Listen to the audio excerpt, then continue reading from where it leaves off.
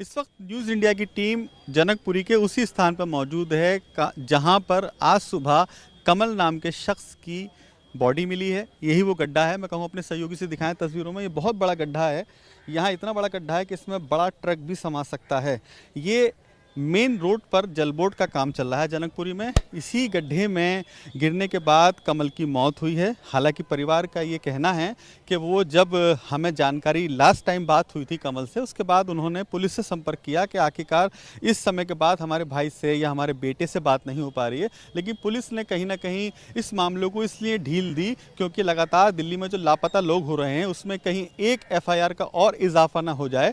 इसी के चलते पुलिस ने ढीलम ढाल रवैया अपनाया और इसी के चलते ये घटना घटी। हालांकि परिवार का कहना है कि हमें अगर समय चलते बता दिया गया होता, लोकेशन दे दी गई होती, तो हम मौके पर कल रात ही पहुंच जाते, जिसके बाद हम अपने बच्चे को अस्पताल ले जाते। लेकिन ऐसा नहीं हुआ। हालांकि सुबह इस इलाके से सूचना दी गई पुलिस को। पुलिस ने परिवार से संपर्क साधा, जिसके बाद कमल की शव को परिवार को सौंपा गया। ये वो इलाका है जहां पर हम खड़े हैं। इसी गड्ढे के अंदर गिरने के बाद एक युवा की मौत हुई है। हालांकि नोएडा 150 अभी लोग भूले भी नहीं थे उस हादसे को जिसमें इंजीनियर की मौत हुई थी। लेकिन ये दूसरा हादसा है जिसमें अभी एक बैंक कर्मी की मौत हुई है। हादसे के बाद ही प्रशासन जागता है।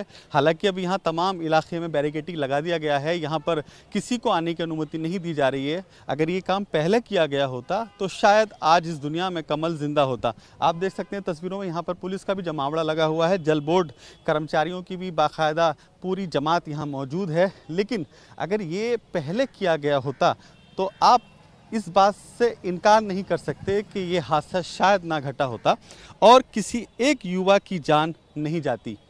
इस पूरे मामले में राजनीति भी गरमा रही है क्योंकि जो आम आदमी पार्टी है वो बीजेपी सरकार पर हावी है। इधर से बीजेपी सरकार ने जो दिल्ली में मौजूदा है रेखा गुप्ता सरकार, उन्होंने भी इस पूरे मामले में 3 जल बोर्ड कर्मचारियों को सस्पेंड किया है। ये माना जा रहा है कि वो एक अच्छे ओहदे पे थे जिनको सस्पेंड किया गया है। लेकिन सवाल यही है कि आखिरकार घटना के बाद ही प्रशासन क्यों जागता है। यदि समय चलते सरकार या प्रशासन ने कार्रवाई की होती तो शायद आज इस दुनिया में कमल नाम के शख्स जिंदा होते।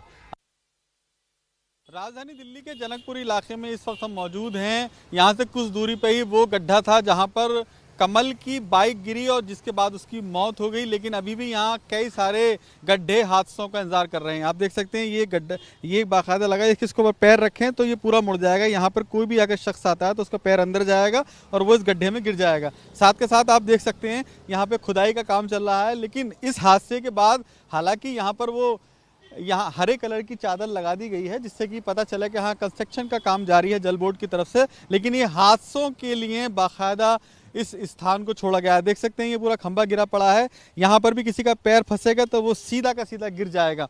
अगर रात के वक्त कोई बाइक लेकर आ रहा है तो भी इस हादसे में वो दाखिल हो सकता है और इस हादसे की वजह से घायल हो सकता है। ये वो इलाका है जनकपुरी जहां पर जल बोर्ड की तरफ से लगातार काम जारी है। ये दावा किया जा रहा है कि इस इलाके को बेहतर किया जा रहा है।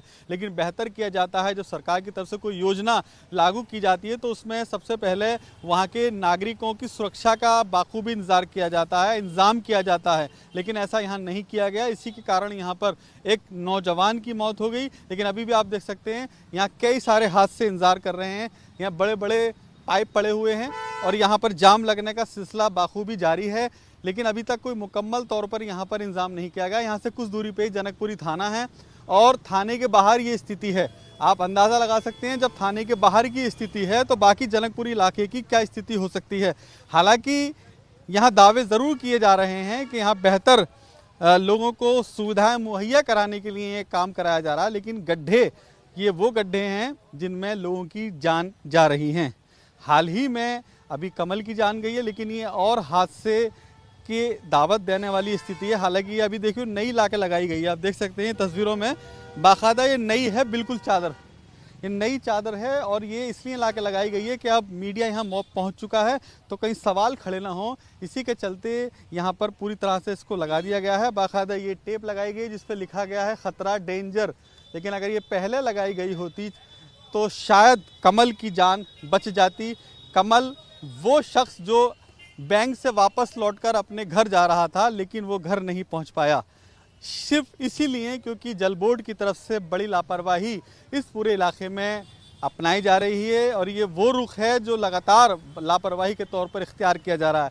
गड्ढे तमाम बने हुए हैं, इलाके में जाम लगा पड़ा है और चारों तरफ धूल मिट्टी डस्ट उड़ रही है, लेकिन दावा यही किया जा रहा है दिल्ली सरकार की तरफ से कि जल बोर्ड का काम बाखूबी जारी है और यहाँ पर आपकी सुविधाएं बेहतर करने की भी तमाम तैयारी की गई हैं। लेकिन यहाँ से वाहन वापस लौट रहे हैं क्योंकि जाम लगा पड़ा है, गड्ढे में वाहन गिर रहे हैं, छोटे मोटे गड्ढे आगे भी हैं, उन गड्ढों की वजह से वापस वाहन लौट रहे हैं और ये इस बात का साफ इशारा है कि अभी भी दिल्ली सरकार, जल बोर्ड विभाग किसी बड़े और हादसे का इंतजार कर रहा है। इसीलिए यहाँ पर कोई रिफ्लेक्टर या कोई पुलिसकर्मी यहाँ खड़ा नहीं है जो बता सके कि यहाँ स्पीड से ना आए, यहाँ आप गिर जाएंगे, घायल हो जाएंगे, आपकी जान भी जा सकती है। और ये स्थिति इस पूरे इलाके की लगभग एक समान है। कैमरामैन भूषण के साथ अली शरर, न्यूज़ इंडिया, दिल्ली जनकपुरी।